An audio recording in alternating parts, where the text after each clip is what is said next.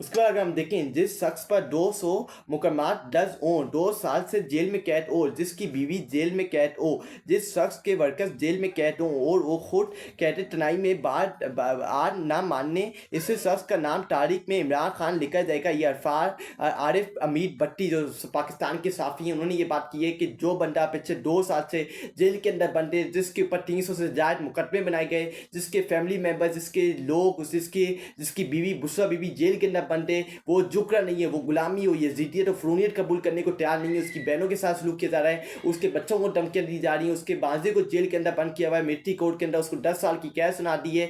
ये बात की है कि वो बंदा ना वक्की यजीदियत और फ्रूनियत कबूल करने को तैयार नहीं हो। इसका नाम इमरान अहमद खान नियाजी का नाम तारीख के अंदर लिखा जाएगा और एक आला नाम लिखा जाएगा और आने वाली नस्ल इमरान खान की जो जरूरत है, जो उनका नजरिया है, जो उनकी तरफ है, उसको पढ़ेंगे और इमरान खान जैसा बनने की भरपूर कोशिश करेंगे। आरिफ अमीर भट्टी ने यह बात की है। उसके सिद्दीक जान ठेके साहब को सही वकास अकरम बिस्टर गौर सलमान अकरम राजा साहब ने कोई प्रेस कॉन्फ्रेंस नहीं की। जिस तरह से कोई लखपत जेल में 9 मई का सारा केस बर्बाद हो गया, इनके स्टार गवाह झूठे साबित हो गए, लेकिन ये कोई बयानी नहीं बना सके। चीनी स्कैंडल आलिया तारीख का सबसे बड़ा स्कैंडल है। सिर्फ 70 रुपए चीनी हुई थी तो पीडीएम सुबह शाम प्रेस कॉन्फ्रेंस करती थी। आज चीनी 205 रुपए मिल रही है तो कोई प्रेस कॉन्फ्रेंस नहीं की। पंजाब में 200 लोग जाम पाक हो गए हैं, लेकिन मरियम की हुकूमत के खिलाफ कोई प्रेस कॉन्फ्रेंस नहीं। खान को आइसोलेट कर दिया गया है, इन पर जुल्म किया जा रहा है और ये सब बाहर अपनी अयाशियों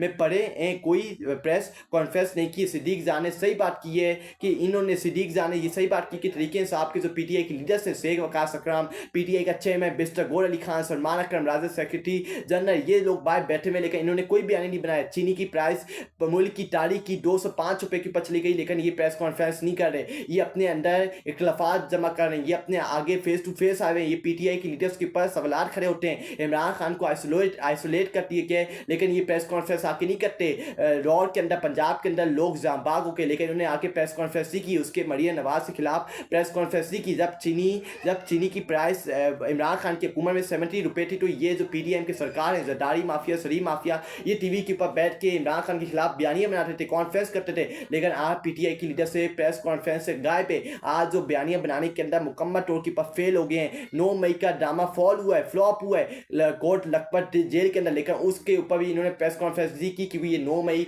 ये सेनेट के इलेक्शन के अंदर मसरूफ है और वहाँ ये गद्दारों को टिकट देने के अंदर मसरूफ है। इनका ध्यान सिर्फ अपनी अयाशियों के अंदर लगे हुए, अपनी मौज मस्तियों के ऊपर लगे हुए हैं। अगर इनका ध्यान इमरान खान की तरफ होता, ये पाकिस्तानी कौम की तरफ होता या पीटीआई की नज़ीर की तरफ होता, तो ये कभी ऐसा होना नहीं देते और इमरान खान की नज़ीर के साथ खड़े रहते। और इस सब जो फसादियत जुल्म जबर हो रहे हैं, चीनी की प्राइस 205 रुपए पे चली गई है, पंजाब के अंदर लोग जाम पाक हो रहे हैं, 9 मई का ड्रामा बेनकाब हो गया, इसके खिलाफ भी प्रेस कॉन्फ्रेंस करते हो, एक बयानियां बनाते और इनको बताते, पूरी दुनिया के सामने रखते कि किस तरह ये हुकूमत नाकाम हो गई है। 9 मई का जो इन्होंने पीटीआई के ऊपर बयानियां बनाए, किस तरह ये फेल हो गए, लेकिन ये बयानियां बनाने के ऊपर फेल हो गए और ये अपनी अयाशियों के अंदर, अपनी मौज मस्तियों के ऊपर लगे हुए हैं। और ये सिद्दीक जान ने मुकम्मल तौर पर सही बात की है। इलेक्शन के दिनों में बाकायदा पैसों की बोरियां भर के मीडिया को दी जाती है और पूरा टाइम खरीद लिया जाता है। फिर इसमें कहा जाता है कि फलां पे ज़्यादा तनकीद नहीं करनी वरना इश्तिहार बंद हो जाएंगे। ये मजहर अब्बास ने ये बात की कि इलेक्शन के दिन इतने बड़े बड़े बोरे उठा के लोगों को दिए गए, लोगों के अंदर बांधे गए, लगाए गए पैसे इलेक्शन के पर, लेकिन उन्हीं को जितवाया क्या जो पाकिस्तानी स्टेट, पाकिस्तानी रियासत चाहता था। ये मजहर अब्बास से कहा है और उन्होंने ये बात की है कि ये आपने इनके ऊपर ज़्यादा तनकीद नहीं करना वरना हमारे जो इश्तिहार हैं जिससे हम पैसे कमाते हैं, इश्तिहार छपा के, वो हमारा सबको बंद हो जाएगा। ये मजहर अब्बास जो पाकिस्तान के सीनियर साफी, उन्होंने ये बात की है। उसके बाद हम देखें, एक पार्टी के साथ इतना जुल्म किया जो आज तारीख में नहीं हुआ, इसका निशान छीन लिया, कायद को कैद कर दिया, मखसूस सीटें छीन ली गई, वर्कर की चार दीवारी का तकद्दुस पमाल किया गया। जुल्म करने के बाद फिर आपका जी नहीं बढ़ रहा। सायरा बानो ने बात की कि एक पार्टी जिसको आपने मुकम्मल तौर के ऊपर दबाव के साथ लगा दिया, उसके ऊपर जुल्म जबर किया, उसके ऊपर क्रैकडाउन किया, उसके बानी को, उसके लीडर को, उसके जो चेयरमैन है पार्टी का, उसको जेल के अंदर पिछले 2 साल से बंद किया गया है। माए बहनों के साथ उनको रोडों की पर घसीटा, लोगों के साथ जुल्म ज़बर किया, लोगों के घरों के अंदर कैमरे लगाए, लेकिन अभी भी जुल्म ज़बर जारी हो, इनका दिल नहीं बढ़ा। ये सायरा बानो ने बात की है। उसका उमर अयूब खान, मुझे एमएनए से हटाने के लिए सियासी मुखालफिन ने दोबारा गिनती की दरख्वास्त दी है। तो इनसे पूछता क्या कि कितने वोटों को कितने वोटों को फ़र्क है। तो मुखालफिन ने बताया कि 82,000 वोटों का तो जिनको दरख्वास्त दी जा रही थी वो इनके बेवकूफ़ी पर ये उमर अयूब खान ने बात की कि मुझे जो हटाने के लिए पूरी प्लानिंग की जा रही है, लेकिन ये मेरे को हटाने के अंदर कामयाब नहीं हो पाएंगे। मौलाना ताहिर जमील, 2 साल से वो शख्स बेगुनाह जेल काट रहा है, यही से सबक सीख लें। क्या सब्र है, सुभान अल्लाह। ये मौलाना ताहिर जमील ने एक पॉडकास्ट के अंदर उनसे ये साफ़ी ने सवाल किया कि आपको इमरान खान के अंदर ऐसा क्या नजर आता है जो आप इमरान खान के हक के अंदर बयान देते हैं, इमरान खान के साथ खड़े होते हैं। तो आगे से मौलाना ताहिर जमील ने ये बात की कि 2 साल से वो बंदा बेगुनाह जेल काट रहा है, यहीं से आप सबक सीख लें कि उसका सब्र क्या है। सुभान अल्लाह। ये मौलाना ताहिर जमील ने इमरान खान से मुतल्लिक ये उन्होंने साफ़ी ने पूछा सवाल, उसके पर रद्द अमल दिया है। उसके बाद हम देखें डॉक्टर यास्मीन राशिद की तबीयत इंतहाई नासाज है, लेकिन इनकी जमानत नहीं होनी दी जा रही।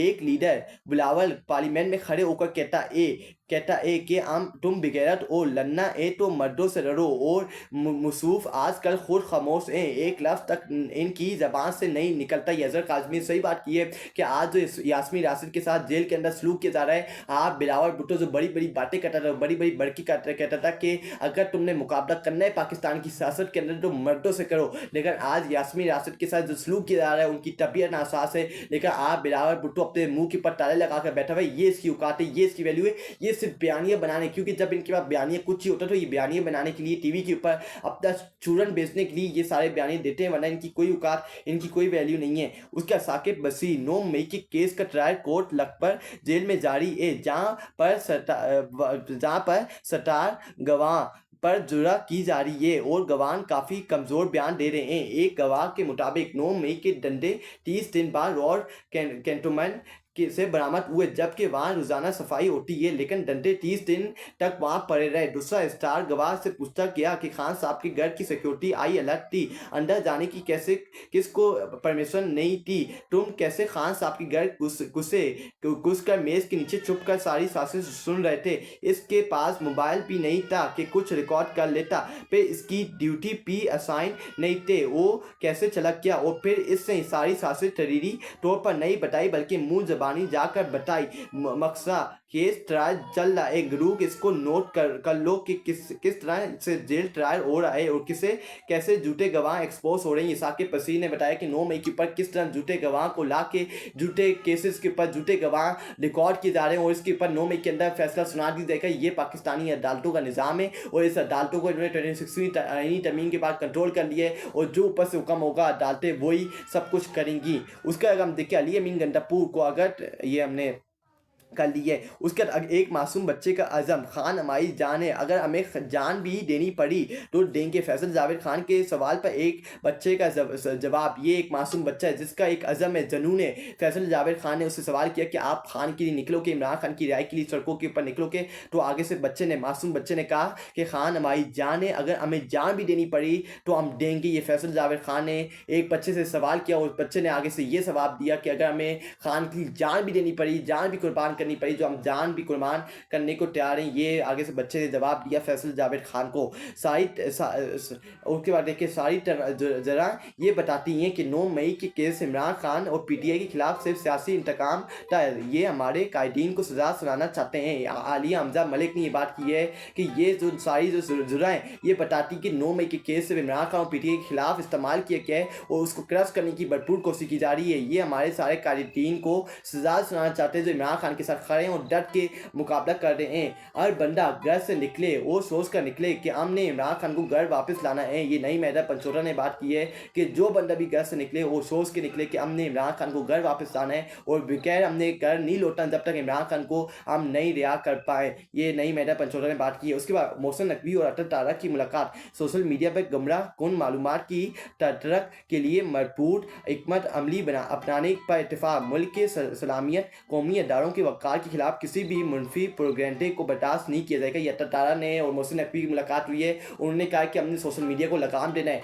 ये जो कह रहे हैं कि सियासी बयानियाँ बनाए जा रहे हैं और इंतकामी कार्रवाइयाँ दी जा रही, कौमी अदारों के खिलाफ नफ़रतें फैलाई जा रही, ये कौमी अदारों के खिलाफ नफ़रतें नहीं फैलाई जा रही। ये इस निज़ाम ने जो हमारे साथ किया है, हमारे मुल्क को, पाकिस्तान को तबाह बर्बाद किया, हम उसके खिलाफ बोल रहे हैं और हम बोलते रहें कि ये हमारा मुल्क है and we will speak till our last breath. हम रुकने वाले नहीं हैं, हम फुल स्टॉप नहीं लगाएंगे, क्योंकि ये हमारा मुल्क है और हमारे मुल्क को, पाकिस्तान को तबाह बर्बाद किया जा रहा है और हम इसके ऊपर आवाज़ बुलंद करते रहेंगे। हमारी जान जब तक हमारे जिस्म के अंदर आखिरी सांस करता है, हम जब तक आवाज़ बुलंद करते रहेंगे। हम झुकने वाले नहीं हैं, हम यजीरी और फ़ुरूनियत कबूल करने वाले नहीं हैं। सोशल मीडिया को तुमने लगाम लगाना है। सोशल मीडिया तुम्हारे खिलाफ बयानियाँ भी बनाएगा, तुम्हारे बेनकाब भी करेगा और पूरी दुनिया में तुम्हारी असलियत, तुम्हारी औकात खोल के सामने लाएगा। उसका रेयान खान जेल काटना कोई बड़ी बात नहीं है। जेल तो नेल्सन मंडेला ने भी काटी है, ये इससे बात की है कि जेल काटना बड़ी बात नहीं है। जेल तो नेल्सन मंडेला ने भी काटी है। ये रेयान खान ने, जो इमरान खान की साबका अहली हैं, उन्होंने ये बात की। मैं इसको कहना चाहता हूँ कि जाके तुम जेल काट लो ना। मैं देखता हूँ इमरान खान पीछे 2 साल जेल के अंदर बंद है, लेकिन वो बंदा जुल्म और ज़बर के सामने खड़ा है और डट के खड़ा है, चट्टान की तरह खड़ा है, लेकिन वक्त की यजीद फ़िरौन के सामने झुक रहा नहीं है। ये आज के बयान थे। अब तक ख्याल है कि आपसे बहुत जल्द दोबारा मुलाकात होगी। अपनी दुआ में याद रखिएगा। अल्लाह हाफ़िज़।